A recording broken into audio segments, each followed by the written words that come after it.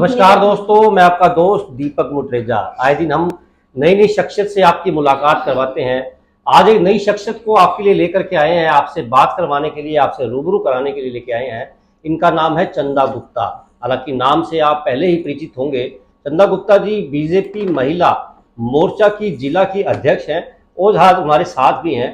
उनसे हम बातचीत करेंगे, उनसे हम सवाल आज पूछेंगे कि आजकल जो चुनाव चल रहे हैं, लोकसभा चुनाव, उसके अंदर बीजेपी के क्या हालात है।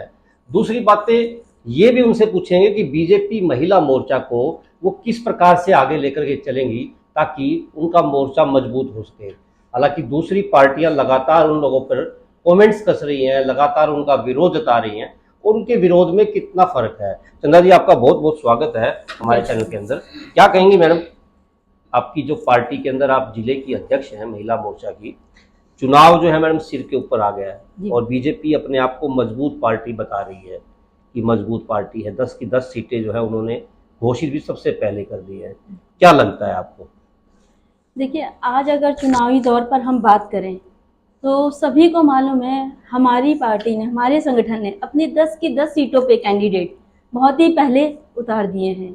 यहाँ भी आज तक विरोध में कि ओपोजिशन में कौन सी पार्टी अपने किस कैंडिडेट को उतारेगी, एक भी किसी भी पार्टी ने ओपोजिशन में नहीं उतारा। पहली मजबूती तो यही समझ में आ जाती है कि कोई भी ये नहीं समझ पा रहा कि हम बीजेपी के इस 10 सीट पे जो कैंडिडेट उतरे हैं पार्टी के चुनावी मैदान में, उनके अपोजिशन में खड़ा किसको करें, वो यही अभी तक नहीं समझ पा रही। तो यहाँ तो संगठन अपने आप मजबूत दिख ही रहा है कि सबसे पहले वो यही कमजोर पड़ रहे हैं कि अभी तक उनको ये नहीं समझ में आया। दूसरी बात रही आपकी कि भाई हम किस हिसाब से सोच रहे हैं अपने आप को, तो हम पूरी 10 की 10 सीटों पे विजयी मान रहे हैं। आप लोग 10 की 10 सीटों के ऊपर अपने आप को विजयी मान रहे हो, अच्छी बात है। लेकिन जनता की अगर बात की जाए, जनता कितना मैंडेट देती है वो तो खैर अलग बात हो जाएगी। महिला की मोर्चा की अगर बात की जाए, महिला मोर्चा को आप किस तरह से मजबूत करेंगे, क्योंकि नया नया आपने पद संभाला है भिवानी की अगर बात की जाए, तो किस प्रकार से आप मजबूती देंगे? देखिए, ये मेरा बहुत ही बड़ा सौभाग्य है। पहले मैं जिला महामंत्री के तौर पर भी इस संगठन में कार्य कर चुकी हूँ, और रही बात नए दायित्व की जिला अध्यक्ष के तौर पर, तो मेरी पूरी महिला शक्ति का संगठन मेरे साथ है। जो पहले की बहनें थी, इसके अलावा भी हमारी नई बहनें जुड़ी हुई हैं। मंडल स्तर तक की हमारी टीम गठित हो चुकी है। साथ में हमारी 16 बहनों की मंडलों की टोली भी तैयार है, जो कि घर घर जाके प्रचार प्रसार के लिए तैयार है। साथ ही हमने हर बूथ पे, किसी बूथ पे 3, किसी पे 4, किसी पे 5 महिला शक्ति को वहाँ संगठित कर लिया है। बूथ स्तर तक की हमारी जो है बहनें तैयार हैं अपने कार्य के लिए कि वो किसी भी तरह से संगठन में जो भी उनको दायित्व दिया जाएगा, जो भी उन्हें कार्य भार सौंपा जाएगा, वो हर तरह से तैयार है अपने कार्य को करने के लिए। मैडम, महिला मोर्चा को आपका परिवार जो है बड़ा आप लोगों ने करना है, जिस प्रकार से आपने कहा है। हालांकि पहले भी जो है आपका मोर्चा काम करता रहा है। क्या मानते हैं आप, किस प्रकार से पहले के मुकाबले में अधिक तेजी से आप अपने मोर्चे को संभालेंगे? दूसरी बात, जिस प्रकार से महिला मोर्चा आपका भिवानी ही नहीं पूरे हरियाणा में, पूरे देश भर के अंदर हुआ, महिलाओं को आप कहाँ खड़ा पाती हैं आपकी पार्टी के अंदर? क्योंकि महिलाओं के ऊपर जिस प्रकार से आरोप लग जाते हैं छोटी छोटी बातों के ऊपर ही, बीजेपी के अंदर आने के बाद आपको भी समस्याएं आई होंगी, आपके घर परिवार से, समाज से। क्या मानती हैं आप? तो सर्वप्रथम मैं बता दूं आपको कि अगर परिवार से आप कहें, अगर किसी परिवार का समर्थन प्राप्त है तभी कोई महिला घर से बाहर निकल के यहाँ तक आके इस तरह से खुल के कार्य कर सकती है। तो मैं अपने पति का, राजेश कुमार गुप्ता जी का बहुत बहुत आभार आज आपके चैनल के माध्यम से देना चाहूँगी कि वो मुझे हमेशा हर जगह लीड करते हैं, समझाते हैं और मुझे पूरा सपोर्ट करते हैं। इवन चुनावी दौर है, उन्होंने तो मुझे यहाँ तक कह दिया तू काम की चिंता मत कर, अगर तुमने यहाँ आज के टाइम में फिर से तीसरी बार नरेंद्र मोदी जी की सरकार लाने में 1% भी तुम्हारा सहयोग मुझे ये मालूम चला कि आपने दिया है, तो मैं अपने आप को बहुत ही गौरवान्वित महसूस करूंगा और ये घर परिवार मैं संभाल लूंगा। तो मैं आपके चैनल के माध्यम से अपने पति राजेश कुमार गुप्ता जी का बहुत बहुत धन्यवाद करूंगा कि वो मुझे इतना समर्थन कर रहे हैं। तो मुझे घर परिवार की तरफ से कोई टेंशन नहीं है, उन्हीं के सहयोग से मैं यहाँ हूँ। रही बात मेरी महिला शक्ति की, तो मैं सिर्फ एक फोन करती हूँ अपनी बहन को कि तुम्हें यहाँ पर 10 बहनें इकट्ठी करनी है और तो ये कार्यभार संभालना है। वो 10 की 10 बहनें अपनी 10-10 बहनों को लेके खड़ी रहती हैं हर जगह। चाहे मेरी उपाध्यक्ष आलू जी हैं, चाहे मेरी बड़ी दीदी कहें तो शुरू से संगठन से बहुत ही पुरानी जुड़ी हुई मधु दीदी हैं। इनको मैं कहूँ तो अपना गुरु भी मानती हूँ। कहीं कोई भी जरूरत होती है तो एट ए टाइम दीदी, चाहे पीछे थी भी नहीं भिवानी में, लेकिन ऑल टाइम मेरे साथ थी। और कहीं कुछ भी जरूरत होती है, चिंता मत करो, मैं साथ में हूँ। तो इतने बड़ों का अगर सहयोग और समर्थन प्राप्त है तो फिर मैं कमजोर कहीं भी नहीं हूँ। मेरी सारी बहनें मेरे साथ दिन रात लग के काम करती हैं। यू कांट बिलीव कि कल भी हम रात को 11:30 बजे तक इवन साथ में बैठ के काम किए, क्योंकि बूथ स्तर तक की लिस्ट बना के और वो हमें सबमिट करनी थी। तो सारा कार्य हमारा। चंदा जी, सबसे बड़ी बात आ जाती है चुनाव की। आपकी पार्टी लगातार 15 साल से, 15 साल में यूं बोल रहा हूं कि घनश्याम सराफ जी 3 बार विधायक बन चुके हैं। बिल्कुल बिल्कुल भिवानी से। हालांकि 10 साल से आपकी पूरी सरकार हरियाणा के अंदर काम कर रही है। भिवानी के विकास की अगर बात की जाए, भिवानी के विकास के मामले में आप कहाँ खड़ा पाती हैं भिवानी को? आपने बिल्कुल सही कहा, हमारी 15 साल से भिवानी में सरकार है, लेकिन राज्य में सरकार है वो 10 साल से लगातार है। जब तक राज्य सरकार, केंद्र सरकार एक साथ नहीं होगी, किसी भी शहर का, गांव का विकास नहीं हो सकता। बिल्कुल बिल्कुल। आगामी जो 10 साल हमारे हैं राज्य सरकार और केंद्र सरकार के, अगर मैं उसकी बात करूं तो भिवानी जहां हर किसी सिटी से, शहर से जो अलग था, इवन ग्रामीण क्षेत्र भी, भिवानी शहर एक अलग क्षेत्र में आता था और जो छोटे छोटे गांव थे उनकी कनेक्टिविटी कहीं भी नहीं थी। आज सड़कों के माध्यम से देखा जाए तो ग्रामीण क्षेत्र के लिए भिवानी आना जाना बहुत ही सरल हो गया है। ऑटो की सुविधा उन्हें मिली हुई है, बस की सुविधा उन्हें मिली हुई है। इवन अपने पर्सनल व्हीकल भी आप देखोगे कि पहले की अपेक्षा अब कम से कम 40 से 50% हर किसी घर में बढ़ चुके हैं, जिससे कि आने जाने की आवाजाही की किसी को कोई प्रॉब्लम नहीं रही। इसके अलावा भिवानी से बाहर को जोड़ने वाली बात रही अन्य क्षेत्रों से, अन्य देशों से, प्रदेशों से, या जैसे भी है सड़क के माध्यम से, तो भिवानी के चारों तरफ अगर NH 152 152D की बात करें तो आप जानते हो पहले चंडीगढ़ जाना होता था, वो गली जैसे निकल के, छोटे छोटे गांवों से निकल के जब चंडीगढ़ जाया जाता है 5-6 घंटे लग गए, 7 घंटे लग गए, कुछ नहीं पता कि कहाँ रास्ते में गाड़ी खराब हो रही है, क्या हो रहा है, कोई कनेक्टिविटी दूसरी मिलेगी या नहीं मिलेगी, किसी चीज की नहीं थी। आज चंडीगढ़ मात्र 3 घंटे में आप 152D पकड़ के पहुंच सकते हो सीधे, कोई दिक्कत नहीं है, कोई परेशानी नहीं है। दूसरी बात आती है दिल्ली की। दिल्ली के लिए भी आपने देखा होगा कि आपको शहर के अंदर घुसने की जरूरत नहीं, बाहर की बाहर आप पहुंच सकते हो। गुड़गांव की बात रही तो आपको पहले दिल्ली होते हुए, कहीं झज्जर होते, कहीं कैसे अजीब अजीब रास्तों से जाना होता था। अब आप हाईवे पकड़ के डायरेक्ट जा सकते हो। चाहे आपको मानेसर जाना है, गुड़गांव जाना है, तो हर किसी जगह के लिए आपको अलग अलग साधन मिले हुए हैं, अलग अलग रास्ते मिले हुए हैं और सारे हाईवे के रास्ते मिले। आपको कहीं जाम में फंसने की जरूरत नहीं है, आपका समय बचता है। अगर आगामी और उनकी बात करें सड़कों की, तो भिवानी के चारों तरफ जो पुल का निर्माण हो रहा है वो भी हर तरह से भिवानी को उभारने वाला ही कार्य हो रहा है। बात करते हैं महिलाओं की। महिलाओं के लिए आज के समय में रसोई का कार्य महिलाएं करती हैं। बिल्कुल, उन्हें ही जानकारी होती है कि रसोई का काम कैसे चलाना है, बजट को कैसे बनाना है। लेकिन देखने में आ रहा है कि 10 साल से महंगाई चरम सीमा पर पहुंच गई है। ये तो आप खुद भी देखती होंगी, खुद महसूस भी करती होंगी कि घर का राशन, घर की गैस, घर के मसाले, ये सब काम महिलाओं के होते हैं। बिल्कुल। बजट जो है वो बिगड़ता जा रहा है। क्या कहेगी चंदा गुप्ता इस मामले को लेकर के? देखिए, एक सिंपल सी बात मैं आपसे पूछना चाहती हूँ। 10 साल पहले हमारी सैलरी क्या थी और हमारा खर्चा किस उस पे चलता था? उस समय 10 साल पहले अगर मैं अपनी बात करूँ तो मेरे पति जो हैं वो एजुकेशन बोर्ड में हैं, एक सरकारी कर्मचारी हैं। 10 साल पहले उनकी सैलरी जो थी वो थी 35,000 रुपये।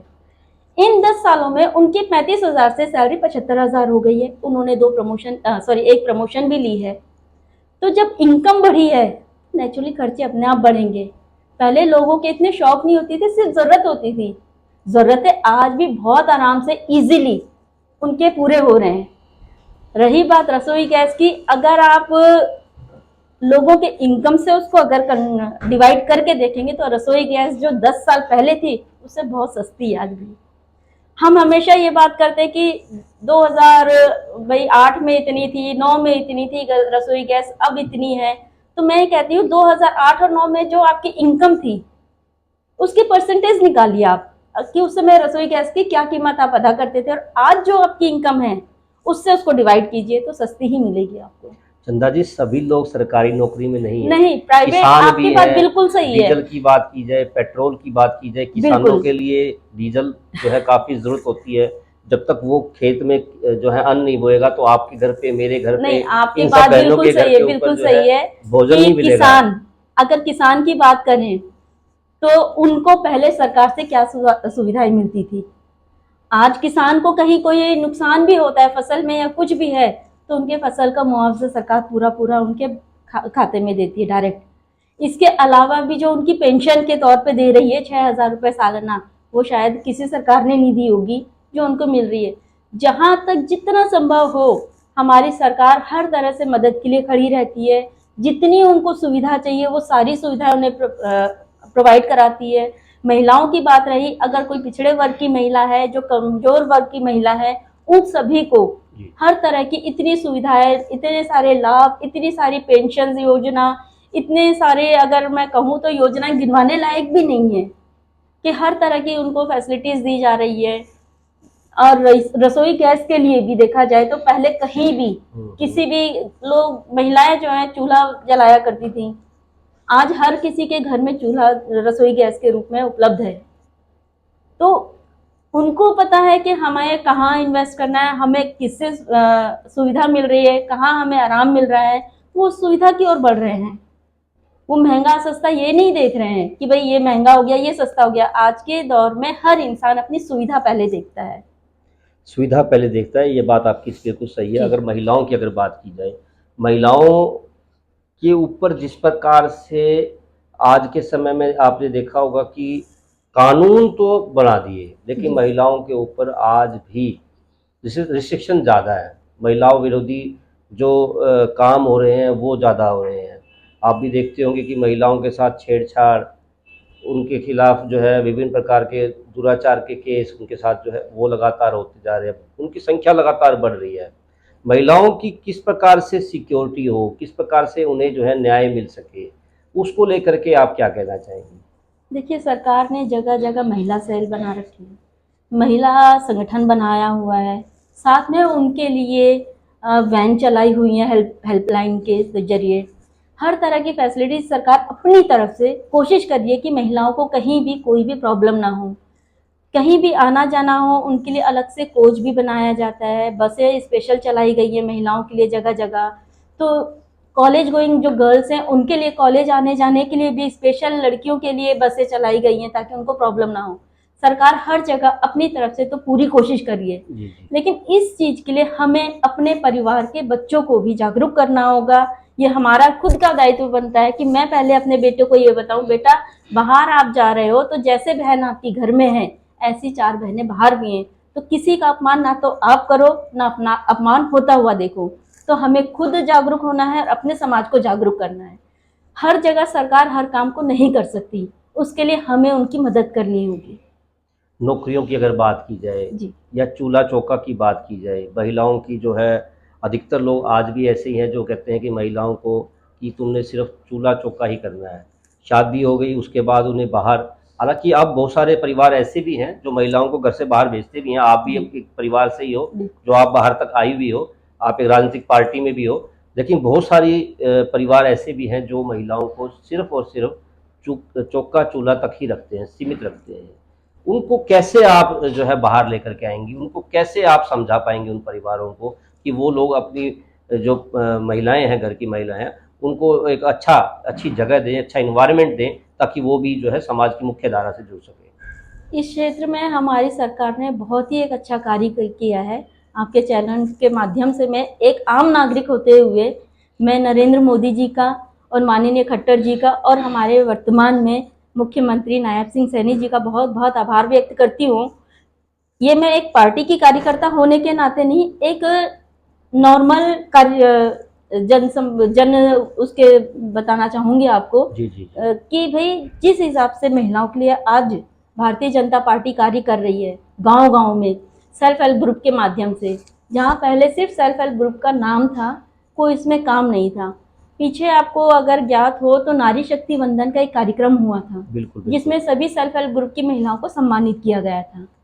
उसमें हमने एक टोली बनाई थी, जहां हमने पहले वीओ से जो हमारे एसएचजी के जितने भी ग्रुप हैं उनके वीओ, ब्लॉक मैनेजर, बीपीएम, इन सब से कांटेक्ट करके जितनी भी लेडीज़ें महिलाएं हैं, तो आपको बताना चाहूँगी कम से कम 40,000 की संख्या में परिवार जो सेल्फ हेल्प ग्रुप से जुड़े हुए हैं, 40 से 44,000 की करीब परिवार हमारे सेल्फ हेल्प ग्रुप के माध्यम से जुड़े हुए हैं। उन परिवार के लोगों को आने के लिए, आगे महिलाओं को आगे लाने के लिए ही ये कार्य किया गया है। आज सेल्फ हेल्प ग्रुप की महिलाएं घर में बैठ के एक ग्रुप बनाती है, 10 महिलाओं का, 12 महिलाओं का एक संगठन। बिल्कुल महिलाएं घर में कोई बड़ी बनाती है, कोई पापड़ बनाती है, कोई अचार बनाती है, तरह तरह के जिसका जिसमें इंटरेस्ट है उस कार्य को करती हैं। उसके बाद वो अपने उस समूह का कोई नाम देती है, उसको उस समूह के नाम से उसको अपने आप सरकार उनसे खरीदती है। जो महिलाएं अगर उनको बेचने में सक्षम नहीं है, अब वो उस जिले के अध्यक्ष से या फिर किसी भी महिला मंडली से या मेरे जैसी महिलाएं, जैसे हमारी बहनें और हर गांव में एक एक दो दो महिलाएं हैं बीजेपी की, उनसे संपर्क करके उन्हें बेचना चाहती है, तो हम पूरी मदद करते हैं कि उनकी आर्थिक स्थिति सुधार हो। साथ ही कुछ पढ़ी लिखी महिलाएं हैं जो कि इससे आगे आके काम कर रही हैं सेल्फ हेल्प ग्रुप के ही माध्यम से। अभी आपने पीछे भी देखा होगा कि ड्रोन की दीदी के नाम से, उनको लखपति दीदी के नाम से भी सम्मानित किया गया, जिससे कि उन्होंने बहुत आगे तक जाके सीखा है, काम किया है। जब परिवार में एक महिला थोड़ा बहुत अर्न करने लगती है और पीछे उनको, पुरुषों को भी ये दिखता है कि महिला बाहर जा रही है तो घर का तो काम कर ही रही है, साथ में 4 पैसे भी और आ रहे हैं, तो ऐसी बहुत सी महिलाओं को मैं जानती हूँ कि आज उनको फ्री छोड़ दिया गया है कि ठीक है, आप घर का काम करने के बाद अपना काम अपनी मर्जी से करो। जहां आज 10%, ग्रामीण क्षेत्र की मैं बात कर रही हूँ, 10% से 12% तक की महिलाएं आज की डेट में आगे आ चुकी है, तो आने वाले टाइम में नेचुरली अगले चुनाव तक हम इसको 50% तक लेके जाएंगे। मेरी कोशिश है कि जब मेरे पास ये जिम्मेदारी है तो मैं एक एक महिला से जुड़ूं, एक एक गांव तक पहुंचूं और ये कार्य करूं। आपने जिस प्रकार से बताया कि महिलाएं आज आगे आ रही हैं, आपने एक चीज देखी होगी, चाहे गांव की कोई सरपंच है जी, शहर की एमसी है जी, नगर परिषद की चेयरपर्सन है जी, बेशक से वो बन गई है जी, लेकिन उनके पति उन्हें आगे नहीं आने देते। आप खुद देख रही होंगी ये चीजें, मैं नहीं कह रहा, आपकी आंखें बोलती होंगी ये चीजें। अगर उनको, जब उनके पति आगे नहीं आने दे देते और आपकी पार्टी से ही जुड़ी हुई महिलाएं भी हैं वो, हाँ, तो आप कैसे कह सकती हो कि महिलाएं आज जो है समाज में आपके चैनल के माध्यम से उस पुरुष समाज से एक ही निवेदन करूंगी, आग्रह करूंगी और ये कहना चाहूंगी कि जब चुनाव सामने थे तो उन्होंने जिस तरह से उस चुनाव के जीतने के लिए उन महिलाओं को आगे लाकर वोट मांगा था, इसी तरह से आज इस चुनाव के बाद उन महिलाओं को दोबारा फिर से आगे लाओ, ताकि महिलाओं की जो समस्याएं एक महिला से ही बोल सकती है। सरकार ने तो अपना काम कर दिया महिलाओं को आरक्षण देकर, लेकिन वो पुरुष समाज भी बात को समझे कि जब वो महिला आपको उस चुनाव में जिता सकती है तो नेचुरली आपके गांव को, आपके परिवार को उभारने में आपके लिए बहुत बहुत मदद कर सकती है। आगे उन महिलाओं को इस तरह का अभाव ना हो कि भाई हम तो फिर से कामकाजी महिला बन के रह गए और दोबारा इलेक्शन में लड़ने से वो मना कर दें, ऐसा ना हो उन पुरुषों के साथ। इसलिए मैं ये कहूंगी, अपने भाइयों से आग्रह करूंगी कि उन महिलाओं को बाहर निकालिए, जैसे चुनावी रैली में आपने बाहर निकाला, और उन्हें उनका काम खुलकर करने दिया जाए। ये तो महिला मोर्चा ने बोला। चंदा गुप्ता कैसे बाहर लेकर के आएंगी उन लोगों को, क्योंकि चंदा गुप्ता खुद भी जो है महिला है। क्या उनको नहीं लगता कि जिन महिलाओं ने जीत हासिल की है, जिन महिलाओं का आज कुर्सी के ऊपर एक अधिकार है, दायित्व बनता है, उनको लेकर के आए बाहर? जी बिल्कुल। अगर मैं सच कहूँ तो मैंने कई सरपंचों से अभी मुलाकात की, महिला सरपंचों की, पूरी भिवानी की मैंने एक लिस्ट तैयार की है, पूरी लिस्ट सरपंचों की लेके। उनमें से कुछ एक महिलाओं से लगातार मैं बात कर रही हूँ, कुछ एक सरपंच से मैं मिले भी हूँ, महिला सरपंचों से, आसपास की कई हैं, जैसे 15-20 महिलाओं से उनसे मेरी बात होती है। तो एक महिला होने के नाते मैं हमेशा उनसे यही बात कहती हूँ कि आप आगे आइए। कहीं ना कहीं हमारे गाँव का जो एरिया है वो पुरुष प्रधान है, तो वो पर्दा प्रथा है वहाँ पे आज भी, लेकिन वो महिलाएं अपनी बात खुल के हमसे कहती हैं। तो जब आज वो अपनी बातों को कहने में मुझसे समर्थ हैं, तो नेचुरली आज नहीं तो कल वो बाहर आएंगे। उनको एक सपोर्ट की जरूरत है, वो देने के लिए मैं हमेशा अग्रसर हूँ और ये मैं करूंगी। जब मैं इस पद पे नहीं भी थी तब भी मैं किया करती थी ये कार्य, सामाजिक तौर पर कई महिलाओं को आगे लाने का, और आगे भी मैं ये कार्य जारी रखूंगी। एक लास्ट सवाल मेरा है जी लोकसभा चुनाव का बिगुल बज चुका है, बिल्कुल आपकी पार्टी लगातार जो है लोगों के बीच में जा रही है, जी। किस प्रकार की स्ट्रेटजी जो है आप लोगों ने बनाई है, महिला मोर्चा ने बनाई है ताकि जीत हासिल हो सके? हालांकि कांग्रेस ने अभी तक कोई कैंडिडेट नहीं उतारा है। जी आपको मैंने शुरू में ही बता दिया था, महिला शक्ति पूरी तरह से तैयार है, हर तरह से तैयार है। हमारी बूथ स्तर तक की टीम बन चुकी है। जी जिस दिन पार्टी का बिगुल बज जाएगा उस दिन सारी महिलाएं आपको घर घर दिखेंगी, हर घर में नारे दिखेंगे नरेंद्र मोदी जी के, और हर घर में झंडा सिर्फ और सिर्फ कमल का खिलेगा।